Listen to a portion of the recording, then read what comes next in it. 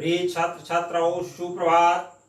आज हम सब लोग इस वीडियो के माध्यम से ऑनलाइन शिक्षण प्रक्रिया में हमारे सिलेबस में जो हिंदी बसंत भाग 2 चल रही है उसमें चैप्टर 5 मिठाई वाला, इसका आज हम सब लोग अध्ययन करने के लिए उपस्थित हैं। इस ऑनलाइन शिक्षण में मैं Suresh Chandra mother's public school Bisalpur जनपद पीलीभीत से इस वीडियो में आप सभी का हार्दिक अभिनंदन है, स्वागत है।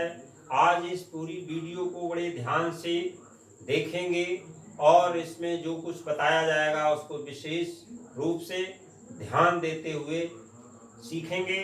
बच्चों, ये हिंदी बसंत भाग 2 में कक्षा 7 में जो बुक चल रही है यानी पुस्तक चल रही है उसका नाम है बसंत भाग 2 और इसमें पार्ट 5 है मिठाई वाला। और इस पाठ के लेखक हैं भगवती प्रसाद वाजपेयी, जिनका नाम लिखा गया है। और ये एक कहानी है। इस कहानी के रूप में भगवती प्रसाद वाजपेयी जी ने इसको बड़े सुंदर ढंग से प्रस्तुत किया है। बच्चों, भगवती प्रसाद वाजपेयी जी जो इस कहानी के लेखक हैं, जिनका नाम बड़े आदर और सम्मान के साथ लिया जाता है, तो इस पे हम थोड़ा सा प्रकाश डालेंगे क्योंकि लेखक ने बड़े अथक प्रयास से इस कहानी को लिखा है। कहाँ कहाँ जाना पड़ा, कैसी परिस्थितियों में रहे, कहाँ कहाँ क्या क्या देखा, ये सब एक एक शब्द को प्रो करके इस पूरी कहानी को आपके सिलेबस में रखा है। तो ऐसे लेखक का नाम आड़े आदर के साथ लिया जाता है। तो बच्चों, इस लेखक के बारे में भी जानकारी परम आवश्यक है। बच्चों, भगवती प्रसाद वाजपेयी जी का जन्म अपने राज्य यानी अपने राज्य उत्तर प्रदेश राज्य में कानपुर के मंगल ग्राम में 11 अक्टूबर सन 1899 को हुआ था। नियमित पढ़ाई मिडिल तक इन्होंने की और इन्होंने कई नौकरियां की, लेकिन नौकरी करने के बावजूद भी अपने लेखन कार्य को जारी रखा। हिंदी साहित्य सम्मेलन के ये सभापति भी रहे, बहुत बड़ी बात है। हिंदी साहित्य सम्मेलन के सभापति रहे और बालपयोगी साहित्य भी इन्होंने बड़े अच्छे सुंदर लेख में लिखा है, जिसको हम सब लोग आज पढ़ेंगे। इनकी कहानी है ये लिखी हुई। बच्चों, इन्होंने कई प्रमुख उपन्यास लिखे, जिनमें से प्रेम पथ, मीठी चुटकी, अनाथ पत्नी, दो बहनें, मनुष्य और देवता आदि इनके प्रमुख उपन्यास हैं। इस प्रकार से इन्होंने कुल 33 उपन्यासों को लिख करके अपना नाम रोशन किया। इन्होंने कई कहानियां लिखी, कई, जैसे मधु पार्क, हिलोर, खाली बोतल, उपहार, दीप मालिका, बाती और लौ, ऐसी इन्होंने तमाम कहानियों को लिख करके हिंदी साहित्य के क्षेत्र में अलग जगाई है। बच्चों, ये लेखक आज हमारे बीच नहीं है। इनकी मृत्यु 8 मई 1973 को हो गई थी, लेकिन इनकी लिखी हुई कहानी आज हम सब लोग रीड करेंगे, एक एक लाइन इनकी रीड करेंगे। देखिए, इस पूरी कहानी में, मिठाई वाला में, इस कहानी में उस व्यक्ति का मर्म स्पर्शी वर्णन है, मर्म को छूने वाला, स्पर्श करने वाला वर्णन है, जो खिलौने वाला, मुरली वाले और मिठाई वालों के रूप में बच्चों के बीच जाता है और उन्हें खुशियां देकर अपने दुख दूर करने की कोशिश करता है। इस चैप्टर में जो भी महत्वपूर्ण कठिन शब्द आए हैं वो मैंने यहाँ राइट कर दिए हैं और इनको आप बाद में नोट कर लेना, लिख लेना और लर्न कर लेना। तब तक के लिए आप अपनी बुक को ओपन करिए। ये बसंत भाग 2 बुक चल रही है आपके सिलेबस में, तो मैं इसमें एक एक पंक्ति को रीड करूंगा और आप लोग बड़े ध्यान से अपनी बुक में देखिए एक एक लाइन को। मिठाई वाला शीर्षक है। बहुत ही मीठे स्वरों के साथ वह गलियों में घूमता हुआ कहता, क्या कहता कि बच्चों को बहलाने वाला, खिलौने वाला, इस अधूरे वाक्य को वो ऐसे विचित्र किंतु मादक मादक कहते हैं बच्चों नशा उत्पन्न करने वाला, और मधुर मीठा ढंग से गाकर कहता है कि सुनने वाले एक बार अस्थिर हो उठते हैं। अस्थिर का मतलब होता है एक जगह ना रहना। आ मीन्स नहीं, और स्थिर मीन्स एक जगह ना रहने वाला, अर्थात चंचल हो उठते। उसके स्नेहाभिषिक्त कंठ, स्नेहाभिषिक्त का अर्थ मैंने यहाँ नोट कर दिया है, यह है प्यार से सराबोर कंठ से फूटा हुआ गान सुनकर निकट के मकानों में हलचल मच जाती, शोरगुल मच जाता। छोटे छोटे बच्चों को अपनी गोद में लिए युवतियां चिकों को ठटाकर छज्जों पर नीचे झांकने लगती। छज्जा किसे कहते हैं बच्चों? छज्जा मैंने बताया आपको, छज्जे का अर्थ होता है दीवार से बाहर निकली छत का बाहरी भाग, उसको छज्जा कहते हैं। छज्जों पर नीचे झांकने लगती।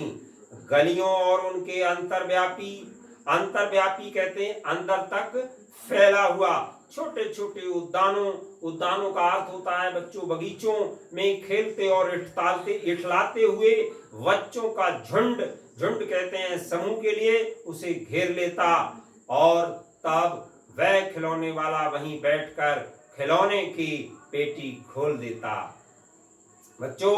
बच्चे खिलौने देखकर पुलकित हो उठते। पुलकित मीन्स प्रसन्न हो उठते। वे पैसे लाकर खिलौनों का मोल भाव करने लगते। पूछते इसका दाम क्या है? इसका का अर्थ होता है इसका दाम क्या है, और इसका ऑल मीन्स और। इसका खिलौने वाला बच्चों को देखता और उनकी नन्ही नन्ही उंगलियों से पैसे ले लेता और बच्चों की इच्छा अनुसार उन्हें खिलौने दे देता। खिलौने लेकर फिर बच्चे उछलने कूदने लगते, और फिर खिलौने वाला उसी प्रकार गाकर कहता, बच्चों को बहलाने वाला खिलौने वाला सागर की हिलोर की भांत। हिलोर कहते हैं तरंग के लिए, लहर के लिए, भांत मीन्स तरह। उसका ये मादक गान गली भर के मकानों में इस ओर से उस ओर तक लहराता हुआ पहुंचता और खिलौने वाला आगे बढ़ जाता। आगे देखिए बच्चों, राय विजय बहादुर के बच्चे भी एक दिन खिलौने लेकर घर आए। वे 2 बच्चे थे, उनका नाम था चुन्नू और मुन्नू। चुन्नू जब खिलौने ले आया तो बोला, मेला घोला कैसा छुंदल है, ऐसी भाषा में बोला।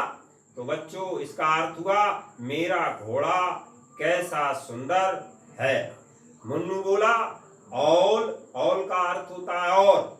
देखो मेला कैसा सुंदर है, मेरा घोड़ा ये कैसा सुंदर है। बच्चों आगे देखिए, दोनों अपने हाथी घोड़े लेकर घर भर में उछलने लगी। इन बच्चों की माँ रोहिणी कुछ देर तक खड़े खड़े उनका खेल निहारती रही, निरखती रही का मतलब देखती रही। अंत में दोनों बच्चों को बुलाकर उसने पूछा, अरे ओ चुन्नू मुन्नू, ये खिलौने तुमने कितने में लिए हैं?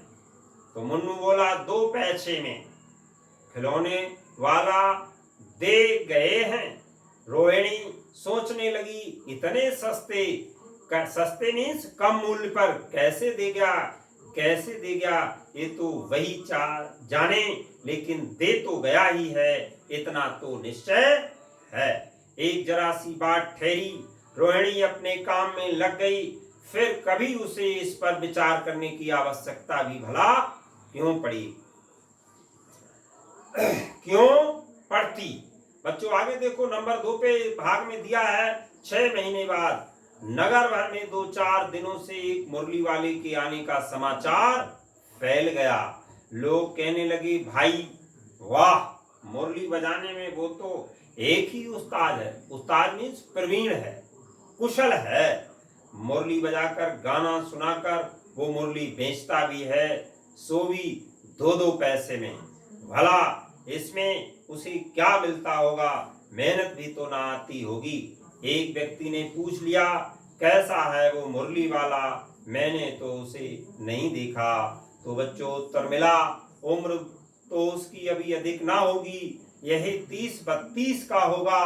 दुबला पतला गोरा युवक है, बीकानेरी रंगीन साफा बांधता है। साफा मीन्स पगड़ी, पगड़ी बांधता है। वही तो नहीं जो पहले खिलौने बेचा करता था, क्या वह पहले खिलौने भी बेचा करता था? आगे पेज पलटिए बच्चों।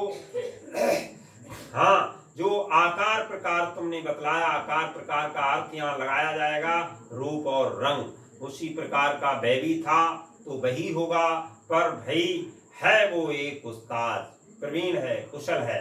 प्रतिदिन इसी प्रकार उस मुरली वाले की चर्चा होती रही। चर्चा मीन्स उसके संबंध में बातचीत होती रही। प्रतिदिन नगर की प्रत्येक गली में उसका मादक मृदुल कोमल स्वर सुनाई पड़ता। बच्चों को बहलाने वाला मुरलिया वाला। रोहिणी ने भी मुरली वाले का यह स्वर सुना, तुरंत ही उससे खिलौने वाले का स्मरण हो आया। स्मरण मीन्स याद आ गई, उसको याद आ गई। उसने मन ही मन में कहा, खिलौने वाला भी इसी तरह गा गा कर खिलौने बेचा करता था। रोहिणी उठकर अपने पति विजय बाबू के पास गई। जरा उस मुरली वाले को बुलाओ तो चुन्नू मुन्नू के लिए ले लूं, क्या पता ये फिर इधर आए ना आए, वे भी जान पड़ता है। पार्क में खेलने निकल गए हैं। विजय बाबू एक समाचार पत्र पढ़ रहे थे। उसी तरह उसे लिए हुए वे दरवाजे पर आकर मुरली वाले से बोले, क्यों भाई, किस तरह देते हो मुरली? किसी की टोपी गली में गिर पड़ी, किसी का जूता पार्क में ही छूट गया और किसी की सोंदनी, पाजामा जिसको कहते हैं, ही ढीली होकर लटक आई है। इस तरह दौड़ते हाँफते हुए बच्चों का झुंड आ पहुंचा। झुंड मीन्स समूह। एक स्वर से सब बोल उठे, अम्बी ले दे मुल्ली और अम्बी ले दे मुल्ली। कहने का अर्थ है हम भी लेंगे मुरली, हम भी लेंगे मुरली। मुरली वाला हर्ष गदगद हो उठा। हर्ष गदगद का मतलब बहुत ही खुश हो गया। सबको देंगे भैया, लेकिन जरा रुको, ठहरो, एक एक को देने दो। अभी इतनी जल्दी हम कहीं लौट थोड़े ही जाएंगे। बेचने तो आए ही हैं और हैं भी इस समय मेरे पास एक दो नहीं, पूरी 57। हाँ बाबूजी, क्या पूछा था आपने, कितने में दी? दी तो वैसे 3-3 पैसे के हिसाब से है, पर आपको 2-2 पैसे में ही दूंगा। विजय बाबू भीतर दोनों रूपों में मुस्कुरा दिए। मन ही मन कहने लगे, कैसा है, देता तो सबको इसी भाव से है, पर मुझ पर उल्टा एहसान लाद रहा है। एहसान लाद देना का मतलब क्या होता है? कृतज्ञता जताना। फिर बोले, तुम लोगों की झूठ बोलने की आदत होती है, देते होगे सभी को 2-2 पैसे में, पर एहसान का बोझा मेरे ही ऊपर लाद रहे हो। मुरली वाला एकदम अप्रतिभ हो उठा। मतलब अप्रतिभ का मतलब क्या है, बोलिए? देखिए यहाँ पर लिखा हुआ है उदास। अप्रतिभ का अर्थ है उदास। बिल्कुल एकदम उदास हो उठा। बोला, आपको क्या पता बाबूजी कि इनकी असली लागत क्या है, कीमत क्या है? तो ग्राहकों का दस्तूर होता है। दस्तूर कहते हैं बच्चों रिवाज के लिए कि दुकानदार चाहे हानि उठाकर चीज क्यों ना बेचे, हानि नुकसान कहते हैं। ये तो पर ग्राहक यही समझते हैं कि दुकानदार मुझे लूट रहा है, ठग रहा है। आप भला काहे को मीन्स क्यों विश्वास करेंगे? लेकिन सच पूछिए तो बाबूजी, असली दाम 2 ही पैसा है। आप कहीं से 2 पैसे में ये मुरली नहीं पा सकते। मैंने तो पूरी 1000 बनवाई थी, तब मुझे इस भाव पड़ी है। बच्चों, आप चैप्टर थोड़ा लंबा है, इसलिए शेष इसका भाग अगली वीडियो में रीड करेंगे। तब तक के लिए देखिए, ये शब्दार्थ लिखे हुए हैं। बहलाने वाले का अर्थ है बुलावा देने वाला, और मादक का अर्थ होता है नशा उत्पन्न करने वाला। मधुर का अर्थ होता है मीठा, अस्थिर का होता है चंचल, और स्नेहाभिषिक्त का प्यार से शराबोर। कंठ का अर्थ होता है गला, फूटा हुआ का निकला हुआ, उपयुक्त का सही, और चिक्का बांस की तीलियों आदि से बना झीना पर्दा। छज्जा कहते दीवार से बाहर निकली छत का बाहरी भाग, अंतर्व्यापी अंदर तक फैला हुआ, उद्यानों का अर्थ होता बगीचों, इचका का इसका, हिलोर का तरंग लहर, पुलकित होना, प्रसन्न होना, साफा पगड़ी, उस्ताद प्रवीण होता है इसका अर्थ, और झुंड का समूह होता है, अप्रतिभ का उदास, और दस्तूर का रिवाज। ये सभी वर्ड मीनिंग अपनी कॉपी पर नोट कर लीजिए। आप, मैं समझता हूं ये पूरे समझ में आ गया होगा सभी कठिन शब्दों का अर्थ। और फिर मिलते हैं अगली वीडियो में इसी चैप्टर के साथ। तब तक के लिए नमस्ते, बहुत बहुत धन्यवाद।